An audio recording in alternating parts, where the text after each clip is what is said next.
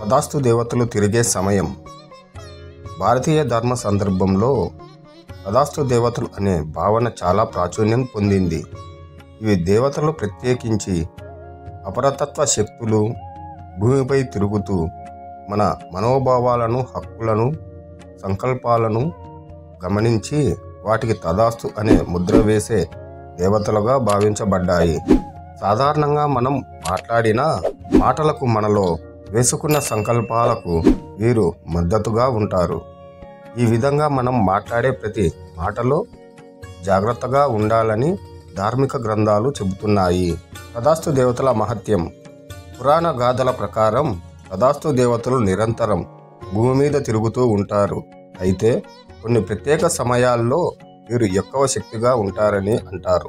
ఉదాహరణకు బ్రహ్మ ముహూర్తం ఉదయం 4 గంటల నుంచి 6 గంటల మధ్య, సంధ్యా సమయం సాయంత్రం 6 గంటల నుండి 7 గంటల వరకు, రాత్రి నిద్ర వెళ్ళే సమయాలు వీరు శక్తివంతంగా తిరిగే సమయాలు అని చెప్తారు. ఈ సమయాల్లో మనం మాట్లాడే మాటలు, మనలో వేసుకునే ఆలోచనలు ప్రత్యేక శక్తిని పొందుతాయి. అందుకే ఆ సమయాల్లో శుభమాటలు పలకాలని ధర్మశాస్త్రాలు హితవు పలుకుతున్నాయి. తదాస్తు దేవతల కాలచక్రం. తదాస్తు దేవతలు నిరంతరం తిరుగుతూనే ఉన్న కొన్ని ముఖ్యమైన సమయాల్లో వీరు అత్యధికంగా ప్రభావం చూపుతారని పండితులు చెబుతారు. ముఖ్యంగా ఉదయం బ్రహ్మ ముహూర్తం.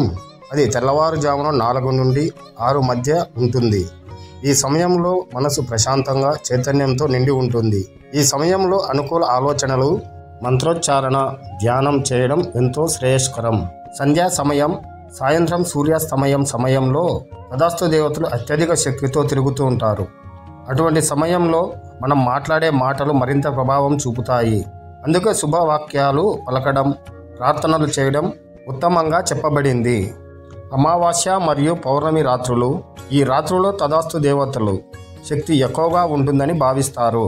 ముఖ్యంగా పౌర్ణమి రోజున మంత్రోచ్చారణ, ధ్యానం శుభ ఫలితాలు కలుగుతాయని పండితులు భావిస్తారు.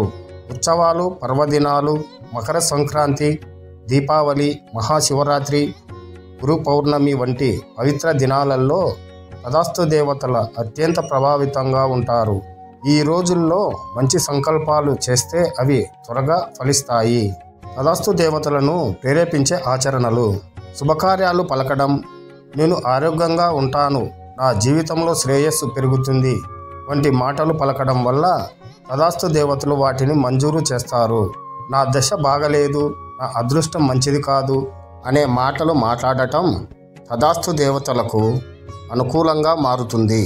ప్రార్థన, మంత్రోచ్చారణ. మహామంత్రాలు, గాయత్రి మంత్రం, విష్ణు సహస్రనామ పారాయణం తదాస్తు దేవతలను ఆకర్షిస్తాయి. ఈ విధంగా మన జీవితంలో సానుకూల శక్తిని తీసుకురావచ్చు. ధ్యానం, యోగ సాధన.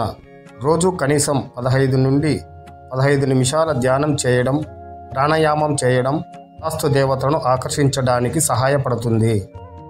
ధార్మిక చింతన, మంచి కార్యాలు చేయడం, మంచి ఆలోచనలతో ఉండడం, ఇతరులను ఆశీర్వదించడం తదాస్తు దేవతలను ఆకర్షిస్తుంది. ధ్యానం, సేవా కార్యక్రమాలు, ధర్మపాలన చేయడం తదాస్తు దేవతల అనుగ్రహానికి దారితీస్తుంది. తదాస్తు దేవతలు ఒక రహస్య శక్తిలా మన జీవితంపై ప్రభావం చూపుతాయి. మన మాటలు, ఆలోచనలు, మనలో ఉండే సంకల్పాలు వీరి ద్వారా అమలవుతాయి. అందుకే ప్రతిరోజు మంచి మాటలు మాట్లాడే అలవాటు చేసుకోవాలి.